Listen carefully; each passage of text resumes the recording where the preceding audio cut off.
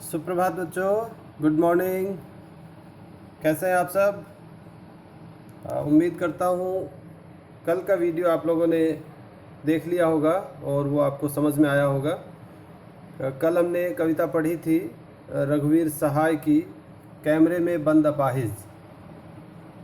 उस कविता में कल हमने चर्चा की थी किस तरह से हमारा वर्तमान जो मीडिया है वो अपने मूल सिद्धांतों से भटक रहा है और इस वजह से अपने लाभ के लिए, अपने स्वार्थ के लिए वो किसी भी तरह का समझौता करने पे तुला हुआ है। तो ये इस कविता का मुख्य विषय था, जिसमें एक अपाहिज व्यक्ति के साक्षात्कार के माध्यम से जो मीडिया है उसके दोहरे चरित्र का उद्घाटन कवि रघुवीर सहाय ने किया है।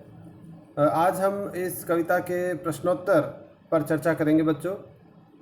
अगर आपको कविता के संबंध में भी कोई बात और पूछनी हो तो आप मुझे अपने व्हाट्सएप मैसेज के द्वारा अपना संदेश पहुंचा दें, ताकि मैं उस पर भी चर्चा कर सकूं, उसका भी हम उत्तर जान सकें।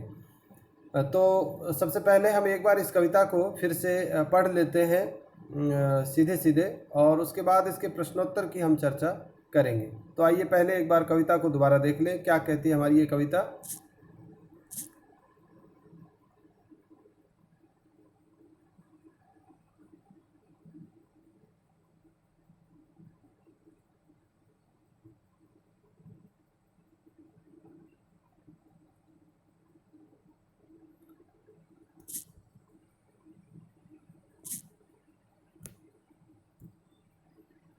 कविता के लिए आप अपनी पुस्तक भी बच्चों साथ में रखें, और मैं आपको कविता की पंक्तियाँ एक बार फिर से दोहरा देता हूँ।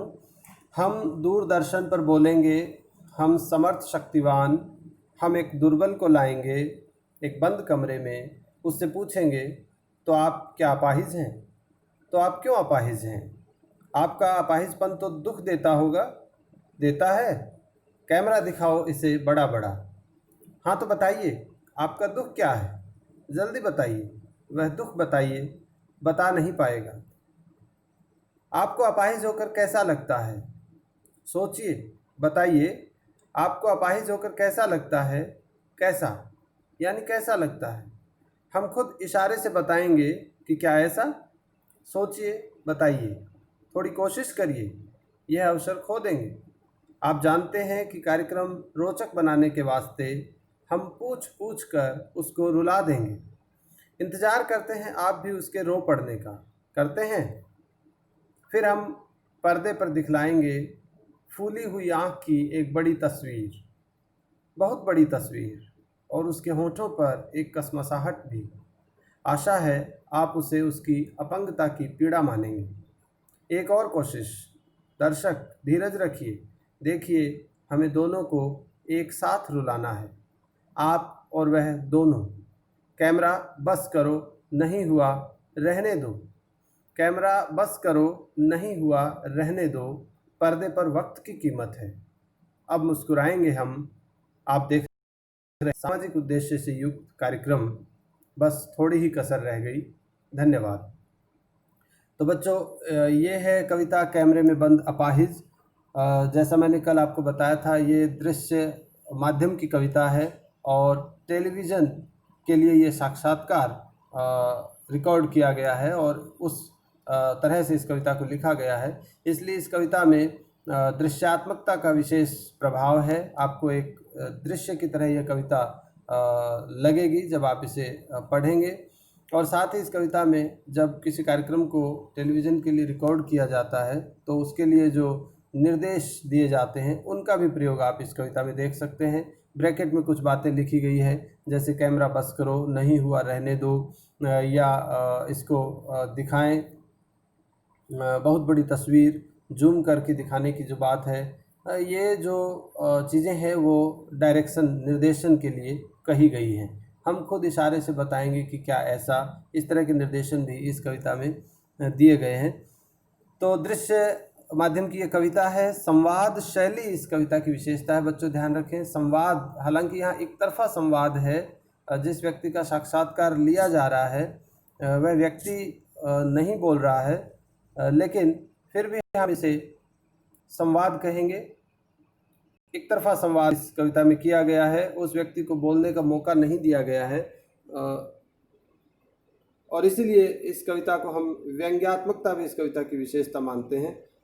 दावा ये किया गया है बच्चों इस कविता में कवि के माध्यम से, मीडिया के हवाले से, कि हम इस अपाहिज व्यक्ति का साक्षात्कार लेकर के इसकी पीड़ा को हम कम करने की कोशिश कर रहे हैं, लेकिन पूरी कविता को पढ़ कर के हम जान चुके हैं कि किस तरह की संवेदनहीन बातें इस अपाहिज व्यक्ति के साथ की जा रही है। तो ये तो इस कविता का सार जो कल हमने जाना उसको हम एक तरह से पुनरावृत्ति कह सकते हैं। भाषा की बात अगर करें इस कविता की बच्चों, तो इस कविता की भाषा सीधे सीधे खड़ी बोली हिंदी है, बहुत ही सरल और सहज भाषा आप इस कविता की कह सकते हैं। किसी भी तरह का घुमाव फिराव इस कविता में कवि ने भाषा के लिहाज से नहीं किया है। तो सरल भाषा है, खड़ी बोली हिंदी है। जैसा कल हम चर्चा कर रहे थे, रघुवीर सहाय की जो भाषा है वो अखबार की, मीडिया की, पत्रकारिता की बेलोश और बिंदास भाषा है, जिसमें किसी तरह की घुमाव फिराव की गुंजाइश नहीं होती है और सीधे सीधे सरल ढंग से अपनी बात कही जाती है। लेकिन भाषा के अंदर जो व्यंग्य का गुण है वो इस कविता को खास बनाता है, प्रभावशाली बनाता है। यानी भाषा में सरलता होने के बावजूद सपाट बयानी नहीं है। ऐसा हम नहीं कह सकते कि कविता इतनी सपाट है कि उसमें कहीं ठहरने की और सोचने की गुंजाइश नहीं है। तो भाषा के स्तर पर भी ये बात आप दृश्य माध्यम की कविता, इसलिए दृश्यात्मकता इसकी एक विशेषता है, ये मैंने आपको बताया। अब हम इस कविता के प्रश्नोत्तर की ओर चलते हैं और देखते हैं कि इस कविता में कौन कौन से प्रश्न हैं। आप अपनी पाठ्य पुस्तक को साथ में रखें और इस कविता के प्रश्नों को एक एक कर हम देखते हैं। बहुत सारे ऑनलाइन पोर्टल भी बच्चों हैं जहां से आप इसके प्रश्नोत्तर देख सकते हैं, लेकिन हम कुछ चर्चा अपने पर इस और इसके प्रश्नोत्तर देखते हैं।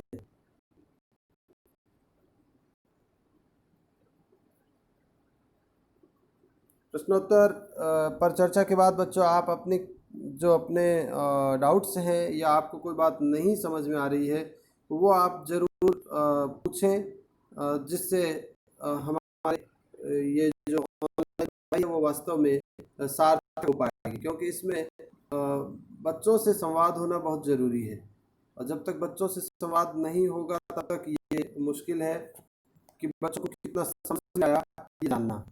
तो आपको समझ में आए ये भी जरूरी है।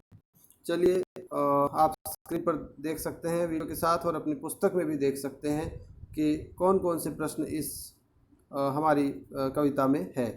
पहला प्रश्न बच्चों है, कविता में कुछ पंक्तियां कोष्ठकों में रखी गई हैं, आपकी समझ से इसका क्या औचित्य है। प्रश्न को ध्यानपूर्वक आप लोग समझें कि प्रश्न की भाषा क्या है, प्रश्न क्या कहना चाह रहा है, और फिर उसके उत्तर को हम समझने की कोशिश करें।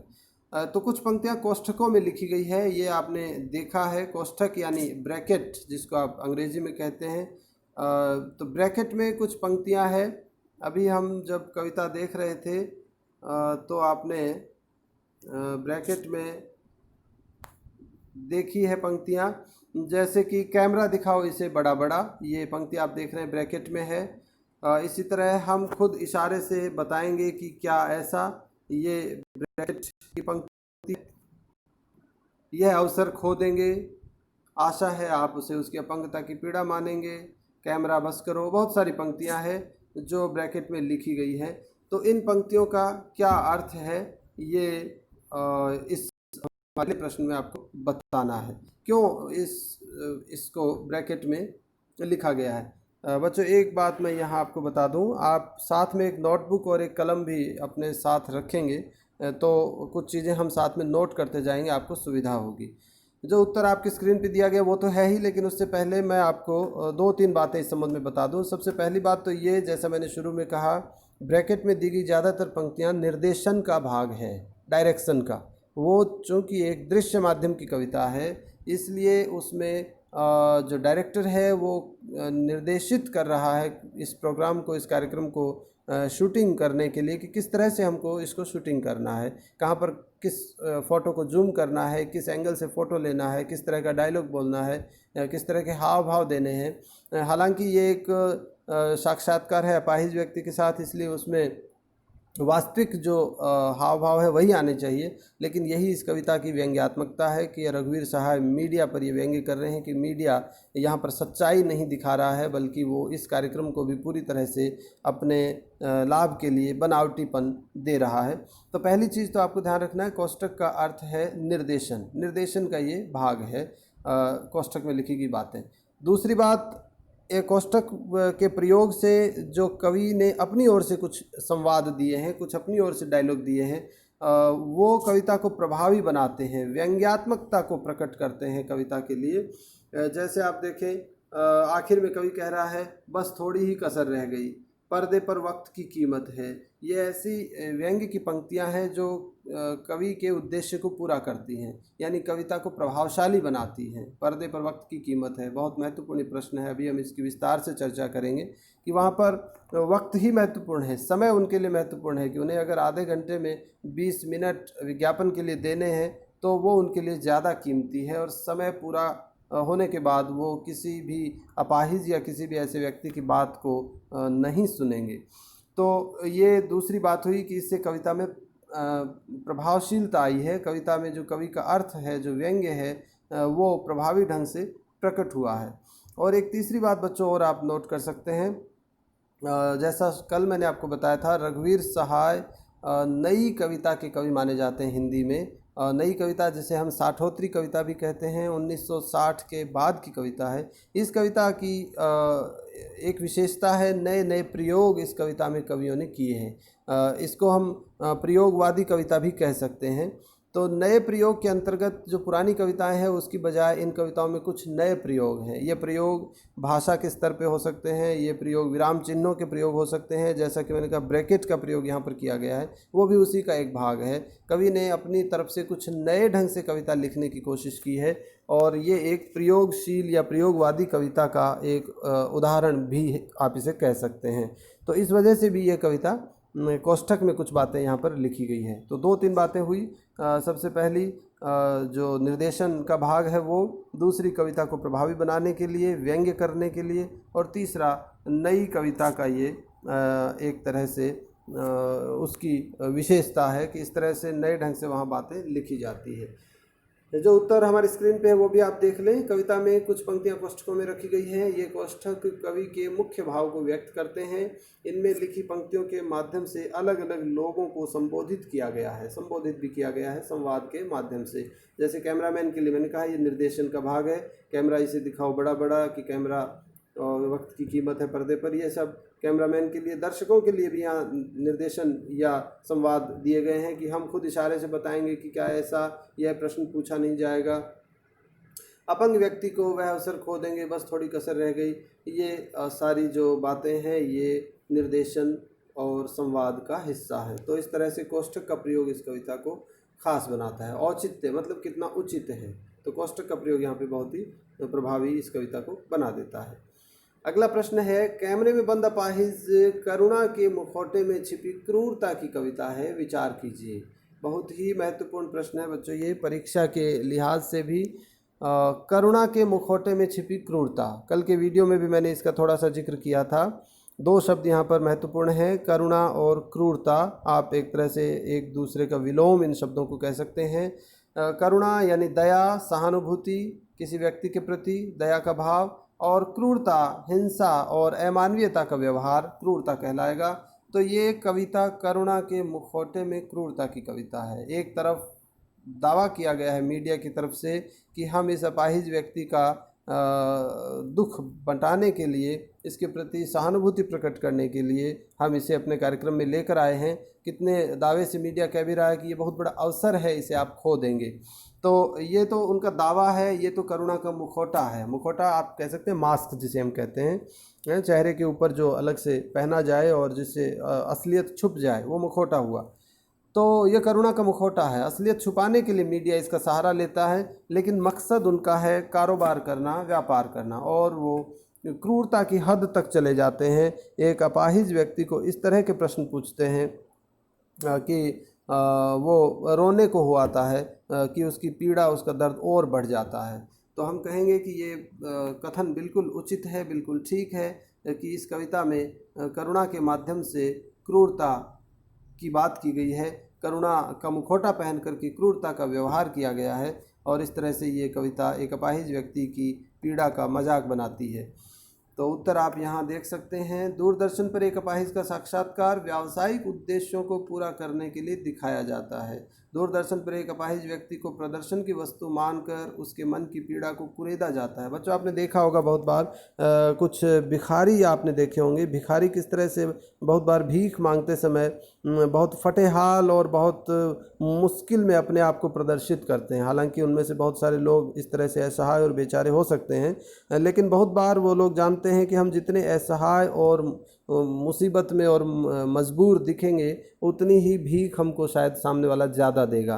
तो ये करुणा का एक तरह से व्यापार है। बहुत बार बच्चों को अपाहिज करके और इस तरह से छोड़ दिया जाता है भीख मांगने के लिए। कुछ इस तरह के बदमाश लोग इस तरह का काम करते हैं कि बच्चों को अपाहिज बना करके और उनसे भीख मंगवाते हैं और उनकी भीख वो खुद एक तरह से कलेक्ट कर लेते हैं, ले लेते हैं और उन बच्चों को अपाहिज इसलिए बना दिया जाता है कि उनको ज़्यादा से ज़्यादा भीख मिले। तो ये बहुत ही क्रूर व्यवहार कहा जाएगा। मीडिया इसी चीज़ को दूसरे ढंग से करता है और वो किसी की क्रूरता का कारोबार करता है करुणा के मुखौटे में। तो यहाँ पर कवि के कहने का तात्पर्य यह है कि दूरदर्शन पर दिखाए जाने वाले इस प्रकार के अधिकतर कार्यक्रम केवल संवेदनशीलता का दिखावा करते हैं, सच्चाई उनमें नहीं होती है। संवेदनशीलता के स्थान पर संवेदनहीनता वहाँ आपको नजर आएगी। तो ये करुणा के मुखौटे में क्रूरता की कविता है। आप इस उत्तर को बहुत अच्छे से तैयार कर लें और इसको समझकर परीक्षा में लिखने के लिए अभ्यास भी करें। तीसरा प्रश्न बच्चों हमारा है, हम समर्थ शक्तिवान और हम एक दुर्बल को लाएंगे पंक्ति के माध्यम से कवि ने क्या व्यंग्य किया है। व्यंग्य इस कविता की बहुत ख़ास विशेषता है। पूरी कविता मीडिया के दोहरे चरित्र पर व्यंग्य करने के लिए ही लिखी गई है और इसलिए ये जो पहली ही पंक्ति है कविता की, हम समर्थ शक्तिवान और हम एक दुर्बल को लाएंगे, आप देख सकते हैं दोनों पंक्तियां कितनी विरोधाभासी हैं, कॉन्ट्राडिक्टरी हैं। एक तरफ हम समर्थ हैं, शक्तिवान हैं, हम ताकतवर हैं, ऐसा मीडिया का दावा है, लेकिन वहीं दूसरी ओर उनका आचरण या उनका काम आप देखें तो वो क्या कर रहे हैं, हम एक दुर्बल को लाएंगे। एक ताकतवर व्यक्ति अपनी ताकत का इस्तेमाल एक दुर्बल व्यक्ति के लिए कर रहा है, एक दुर्बल व्यक्ति को सताने के लिए कर रहा है। ये कवि ने व्यंग्य किया है। तुम कितने ताकतवर हो, मीडिया को कवि कहना चाह रहा है। तुम कितने समर्थ और शक्तिवान हो, ये पता चलता है तुम्हारे इस आचरण से कि तुम किस तरह से एक दुर्बल व्यक्ति को सता रहे हो और उससे अपना कारोबार चमका रहे हो, अपना जो लाभ है वो कमाने की कोशिश कर रहे हो। तो ये व्यंग्य है। हालांकि ये सच्चाई है कि समर्थ और शक्तिवान मीडिया है, मीडिया के पास ताकत है, मीडिया के पास अधिकार है, मीडिया के पास क्षमता है, लेकिन वो क्षमता, वो ताकत और वो अधिकार मीडिया गलत इस्तेमाल करता है उनका और एक दुर्बल व्यक्ति को सताने के लिए उनका इस्तेमाल करता है। इसलिए हम कहेंगे कि मीडिया समर्थ और शक्तिवान नहीं रहा है, बल्कि वो अपने सिद्धांतों से भटक गया है। तो आप उत्तर देख सकते हैं बच्चों। हम समर्थ शक्तिवान के माध्यम से कवि ने मीडिया कर्मियों पर व्यंग्य किया है जो स्वयं को पूर्ण मानकर एक अपाहिज व्यक्ति को दुर्बल समझने का अहंकार पाले हुए हैं। अपाहिज को दुर्बल समझना, उसको कमज़ोर कहना, ये भी एक अहंकार है। ये भी व्यंग्य कवि ने इसमें किया है। हम एक दुर्बल को लाएंगे के माध्यम से लाचारी का भाव प्रदर्शित होता है। मीडिया कितना कमज़ोर है कि एक दुर्बल व्यक्ति पर अपनी ताकत इस्तेमाल करता है। साक्षात्कारकर्ता किसी भी बेबस और लाचार व्यक्ति को लाकर उससे तरह तरह के सवाल पूछकर उसका तमाशा बना सकता है। तो ये इस प्रश्न का उत्तर आप समझें। मैं फिर आपको कह दूं, आपको जो प्रश्न नहीं समझ में आए उसके लिए आप ज़रूर मुझे अपना व्हाट्सएप मैसेज करें या फ़ोन कर सकते हैं, क्योंकि इस वीडियो के माध्यम से हम एक तरफ़ा संवाद कर सकते हैं। आपकी बात मुझ तक पहुंचना बहुत ज़रूरी है और वो आप जब मुझे बताएंगे तभी मैं कुछ और आपकी मदद कर पाऊंगा। तो ये हमारा तीसरा प्रश्न है। अगले प्रश्न में देखें, चौथा प्रश्न, यदि शारीरिक रूप से चुनौती का सामना कर रहे व्यक्ति और दर्शक दोनों एक साथ रोने लगेंगे तो उससे प्रश्नकर्ता का कौन सा उद्देश्य पूरा होगा। आप देखें कविता में बहुत साफ साफ कहा गया है एक जगह पर, आपको याद होगा, हमें दोनों को एक साथ रुलाना है। देखें अपनी स्क्रीन पर, अपनी पुस्तक में, हमें दोनों को एक साथ रुलाना है और आप और वह दोनों। तो यहाँ आप और वह, आप यानी हमारा दर्शक, मीडिया का दर्शक श्रोता, और वह यानी वो अपाहिज व्यक्ति। तो ये दोनों के साथ साथ रोने का क्या लाभ मीडिया को होगा, या मीडिया ऐसा क्यों चाहता है कि दोनों साथ साथ रोएं। तो बहुत सरल बात है, कल मैंने आपको बताया था ये सारा मामला टीआरपी से जुड़ा है, टेलीविज़न रेटिंग पॉइंट से। यानी अगर दर्शक किसी कार्यक्रम से जुड़ जाता है तो उस कार्यक्रम की टीआरपी बढ़ जाती है और उस कार्यक्रम में आने वाले विज्ञापन भी बढ़ जाते हैं और इससे उस मीडिया का जो लाभ है वो भी बढ़ जाता है। तो ये मुख्य रूप से मीडिया की कमाई का तरीका होता है। तो यहाँ पे रुलाने का मकसद मीडिया का यही है कि दर्शकों को इस अपाहिज व्यक्ति से जोड़ा जाए और इससे जुड़ जाने से दर्शक इस पूरे कार्यक्रम से बंधे रहेंगे। भले ही इस कार्यक्रम का सार कुछ नहीं निकलेगा, इसका परिणाम कुछ नहीं निकलेगा, लेकिन मीडिया को उसमें सफलता मिल जाएगी और अपाहिज व्यक्ति की समस्या तो जस की तस रहेगी, लेकिन मीडिया आखिर में मुस्कुराएगा। तो क्या कह रहा है उत्तर आप देखें, यदि शारीरिक रूप से चुनौती का सामना कर रहे व्यक्ति और दर्शक दोनों एक साथ रोने लगेंगे तो उससे प्रश्नकर्ता लोगों का ध्यान कार्यक्रम की तरफ आकर्षित कर पाएगा। उनका कार्यक्रम देखने के लिए लोग प्रेरित होंगे। प्रसारण समय में रोचक सामग्री परोस पाना ही मीडिया कर्मियों का एकमात्र उद्देश्य होता है। तो इस तरह से उनका लाभ बढ़ जाएगा, ये उद्देश्य उनका पूरा होगा मीडिया का, और दर्शक उसे बंध पाएगा। अगला प्रश्न बच्चों है, पर्दे पर वक्त की कीमत है कहकर कवि ने पूरे साक्षात्कार के प्रति अपना नज़रिया किस रूप में रखा है। कवि का मीडिया का मकसद तो है लाभ कमाना, पैसा कमाना किसी भी तरह से। जैसा मैंने कल आपसे कहा था बच्चों, लाभ कमाना तो मीडिया के लिए ज़रूरी है, यानी लाभ के लिए मीडिया काम करता है। बिना लाभ के मीडिया काम नहीं कर पाएगा। किसी भी काम को संचालित करने के लिए पैसा तो प्राथमिकता है, पैसा चाहिए, लेकिन मीडिया के कुछ सिद्धांत हैं और उन सिद्धांतों का पालन करना मीडिया के लिए ज़रूरी है, तभी मीडिया की उपयोगिता बनी रह सकती है। तो वर्तमान में मीडिया जो है, कारोबारी दबाव बहुत अधिक उस पर है। व्यापार की तरह मीडिया संचालित हो रहा है, किसी बिजनेस की तरह मीडिया संचालित हो रहा है, और इसलिए ये चिंता पैदा होती है कि मीडिया जो कि एक इतना ताकतवर टूल है, एक इतना ताकतवर माध्यम है जिसे हम लोकतंत्र का चौथा स्तंभ कहते हैं, अगर वो इस तरह से अपने सिद्धांतों से भटक जाएगा तो समाज पर उसका बहुत व्यापक और नकारात्मक प्रभाव पड़ेगा। तो इसलिए कवि को ये चिंता है और कवि इस कविता के माध्यम से अपनी उसी चिंता और दुख को प्रकट कर रहा है। मीडिया को एक तरह से चेताना चाह रहा है कि मीडिया को अपने सिद्धांतों को नहीं भूलना चाहिए। तो पर्दे पर वक्त की कीमत है, ये सीधे सीधे कवि कहना चाह रहा है कि अब मीडिया के लिए यही चीज़ अधिक महत्वपूर्ण रह गई है। अब मीडिया के लिए विज्ञापन अधिक महत्वपूर्ण रह गए हैं। बच्चों, एक पुराना कथन है, कहा जाता है कि पुराने समय में जब मीडिया अपने सिद्धांतों का पक्का हुआ करता था, तब समाचार पत्रों में विशेष रूप से समाचार छपने के बाद जो जगह रह जाती थी वहाँ पर विज्ञापन दिए जाते थे। ये पुराने समय की सिद्धांतों की बात थी, लेकिन आज के समय में ये सिद्धांत बिल्कुल उलट गया है और अब ये कहा जाने लगा है कि किसी भी समाचार पत्र में या किसी भी न्यूज़ चैनल पर विज्ञापन देने के बाद अगर जगह बच जाती है तो उसमें समाचार दे दिए जाते हैं। ये कितनी चिंता और चुनौती वाली बात है कि मीडिया का चरित्र पूरी तरह से बदल गया है। यानी अब उसकी प्राथमिकता समाचार नहीं है, अब उसकी प्राथमिकता है विज्ञापन। तो पर्दे पर वक्त की कीमत है, ये कवि कहना चाह रहे हैं रघुवीर सहाय। इससे मीडिया के उस प्राथमिकता की ओर उनका इशारा है कि मीडिया का चरित्र जो है वो किस तरह से गिरा है, उसका स्तर गिरा है, बदला है। तो प्रसारण समय में रोचक सामग्री परोस पाना ही मीडिया कर्मियों का एकमात्र उद्देश्य होता है। प्रसारण के समय में वे कार्यक्रम को अधिक से अधिक लोकप्रिय बनाने के लिए सभी हथकंडे आजमा लेते हैं। उन्हें किसी की पीड़ा को कम नहीं बल्कि बढ़ा चढ़ा कर दिखाने की आदत होती है। मीडियाकर्मी को व्यावसायिक उद्देश्य पूरा करने से सरोकार रहता है। उनका सामाजिक सरोकार या पीड़ा को दिखाना मात्र एक दिखावा होता है। ये कथन है रघुवीर सहाय के। इस कथन का ये अर्थ है कि पर्दे पर वक्त की कीमत है। कवि क्या कहना चाहता है। अगला प्रश्न है बच्चों, यदि आपको शारीरिक चुनौती का सामना कर रहे किसी मित्र का परिचय लोगों से करवाना हो तो किन शब्दों में करवाएंगे या करवाएंगी। तो ये प्रश्न आप देख सकते हैं, ये हमारे अनुभव पर आधारित और हमारी समझ और विवेक का प्रयोग इस प्रश्न का उत्तर देने में आपको करना है। इसका कोई रटा हुआ या तैयार किया हुआ उत्तर नहीं हो सकता।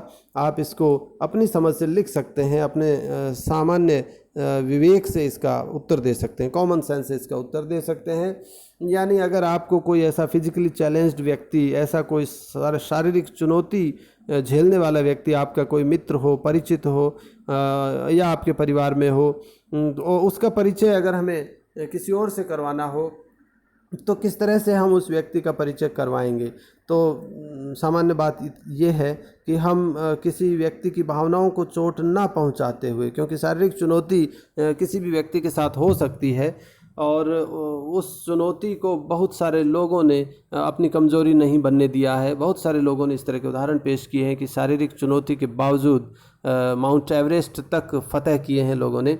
तो ये महत्वपूर्ण है कि हम उस व्यक्ति की खूबियों का परिचय करवाएं, उस व्यक्ति की ताकत का परिचय करवाएं, उस व्यक्ति की भावनाओं को चोट न पहुंचाते हुए हम उसका परिचय करवाएं। हर व्यक्ति में कुछ खूबियां, कुछ अच्छाइयां ज़रूर होती है और उनका परिचय हम रखें सामने तो निश्चय ही उस व्यक्ति को अच्छा लगेगा। सुनने वाले व्यक्ति को ये अनुभव होगा, ये महसूस होगा कि वो भी एक सम्मान का पात्र है और उसे भी पूरा सम्मान दिया जाना चाहिए। तो उत्तर आप पढ़ सकते हैं यहाँ पर किस तरह से एक उदाहरण के माध्यम से यहाँ परिचय करवाया जा रहा है। ये मेरे मित्र प्रकाश जी हैं जो मेरे पड़ोसी हैं, जन्म से ही अपाहिज हैं, किंतु इन्होंने कभी भी इसको अपनी कमजोरी नहीं बनने दिया, बल्कि पढ़ाई, कंप्यूटर आदि क्षेत्रों में अपनी उम्र के अन्य छात्रों से आगे निकल गए हैं, जिससे वे अपना जीवन आत्मनिर्भर होकर जी सके या जी रहे हैं। तो इस तरह से आप इन विशेषताओं को प्रकट करते हुए बहुत सहज भाव से किसी व्यक्ति का परिचय करवा सकते हैं, भले ही वो अपाहिज क्यों ना हो। 7वां प्रश्न देखें, सामाजिक उद्देश्य से युक्त ऐसे कार्यक्रम को देखकर आपको कैसा लगेगा, अपने विचार संक्षेप में लिखें। ऐसे बहुत सारे कार्यक्रम टेलीविज़न पर आते हैं, न्यूज़ चैनल्स पर आप देखते हैं, दूसरे जो चैनल हैं उन पर भी हम इस तरह के कार्यक्रम देखते हैं।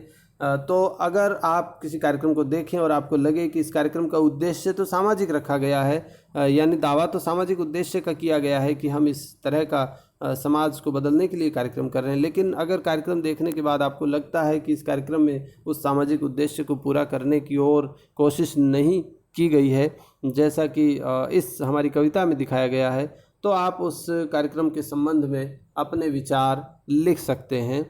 और जाहिर बात है हमारे विचार उस कार्यक्रम के पक्ष में नहीं होंगे, बल्कि हम यही कहेंगे कि कार्यक्रम का जो उद्देश्य रखा गया था वो पूरा नहीं हुआ है और इसके लिए और बेहतर प्रयास किए जाने चाहिए थे, ईमानदार प्रयास उसके लिए किए जाने चाहिए थे। आप यहाँ पर उत्तर पढ़ें, सामाजिक उद्देश्य से युक्त ऐसे कार्यक्रम को देखकर मुझे कार्यकर्ता के अमानवीय व्यवहार पर घिन आएगी और पीड़ित के मनोभाव समझकर मुझे दुखद अनुभूति होगी।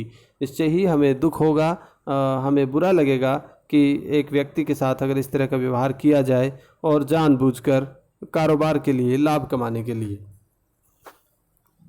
अगला प्रश्न बच्चों आप देखें, एक पत्र के रूप में ये प्रश्न है। पत्र आपको मालूम है हमारे पाठ्यक्रम का महत्वपूर्ण हिस्सा है, 5 अंकों का पत्र हमारे सिलेबस में है, तो ये भी एक पत्र आ सकता है परीक्षा में। इस तरह का कोई दूसरा पत्र भी आपके परीक्षा में आ सकता है बच्चों। औपचारिक पत्र हमारे पाठ्यक्रम में है, औपचारिक पत्र का अभ्यास भी आपको करवाया गया है, 11वीं कक्षा में भी करवाया गया है, पिछले कुछ ऑनलाइन क्लासेज में भी हमने इस पर चर्चा की थी। तो एक बार फिर से यहाँ पत्र का प्रारूप आप थोड़ा सा देख लें और ये पत्र देख लें। यदि आप इस कार्यक्रम के दर्शक हैं तो टीवी पर ऐसे सामाजिक कार्यक्रम को देखकर एक पत्र में अपनी प्रतिक्रिया दूरदर्शन निदेशक को भेजें। तो ये पत्र हमें लिखना है किसे, दूरदर्शन निदेशक को। तो निदेशक के नाम से ये पत्र लिखना है। बहुत ही सरल इस पत्र का प्रारूप होता है। आप सबसे पहले जिसको पत्र लिख रहे हैं उनका पद नाम लिखें, उसके बाद उनका कार्यालय का पता आता है, विषय हमें लिखना होता है, संबोधन करना होता है, उसके बाद जो बात है जो विषय है उसको विस्तार से लिखना होता है, और आखिर में फिर हमको धन्यवाद के साथ पत्र का समापन करना होता है। तो ये एक सामान्य प्रारूप है जो आपको इस पत्र में काम में लेना है। तो ये पत्र आप देखें और इस पत्र को दूरदर्शन निदेशक को लिखें। ज़रूरी नहीं आप इसी पत्र का प्रयोग करें बच्चों, आप दूसरे जो कार्यक्रम टेलीविज़न पर देखते हैं उनके लिए आप वास्तव में पत्र लिख सकते हैं दूरदर्शन निदेशक को, और उन पत्रों में आप अपनी भावनाएं और अपने विचार लिख सकते हैं। तो ये कुछ प्रश्न थे हमारे कैमरे में बंद अपाहिज कविता के। वीडियो अधिक लंबा ना हो इसलिए बच्चों हमने सीधे सीधे पॉइंट टू पॉइंट बात की है। क्लासरूम में जो मज़ा होता है, आनंद होता है पढ़ने पढ़ाने का, वो इस तरह के रिकॉर्डेड वीडियो में या ऑनलाइन क्लासेस में प्राय नहीं हो पाता है। लेकिन फिर भी हम कोशिश कर रहे हैं कि जब तक हम इस तरह की परिस्थितियां, ये सब ठीक नहीं हो जाता, लॉकडाउन पूरी तरह से नहीं खुलता या कोरोना का संकट पूरी तरह से नहीं मिट जाता, तब तक हम कुछ अपने बच्चों को दे सकें, कुछ उनकी मदद कर सकें पढ़ाई के हवाले से। तो आप इस प्रश्नोत्तर के सेशन को ठीक से देखें, समझें। मैंने शुरू में कहा और भी कुछ अच्छी वेबसाइट्स हैं जिन पर आप उत्तर देख सकते हैं, और ये सिर्फ एक गाइडलाइन है जो मैंने आपको दी है, एक तरह के संकेत हैं जिनके माध्यम से हम सहजता से इन प्रश्नों के उत्तर समझ सकते हैं। तो आप उम्मीद करता हूँ आपको ये प्रश्नोत्तर समझ में आए होंगे, और फिर भी अगर आपको कोई डाउट रह जाता है, कोई प्रश्न नहीं समझ में आ रहा हो, तो आप मुझे ज़रूर व्हाट्सएप संदेश करें, या आप मुझे कॉल करें, या आप जो चैनल पर जो वीडियो देखते हैं यूट्यूब चैनल पर, जो मैंने कल आपको लिंक भेजा था, अपना यूट्यूब चैनल जो है स्वामी हिंदी क्लासेज, उस पर भी आप अपना कमेंट छोड़ सकते हैं। मैं वहाँ पर भी अगर आपका प्रश्न मुझे मिलता है तो उसका उत्तर देने की कोशिश करूँगा। तो बच्चों, उम्मीद करता हूँ आपको ये वीडियो पसंद आएगा। आप इस वीडियो को ज़्यादा से ज़्यादा देखें और इससे लाभ लेने की कोशिश करें। मुझे अपनी प्रतिक्रिया ज़रूर दें, आपको वीडियो कैसा लगा, हम और किस तरह से सुधार कर सकते हैं, ये सब आप मुझे ज़रूर बताते रहें। तो एक बार फिर से आज के लिए बस इतना ही। अगले वीडियो में हम एक नए पाठ के साथ फिर मिलेंगे। तब तक के लिए धन्यवाद, बाय बाय, थैंक यू।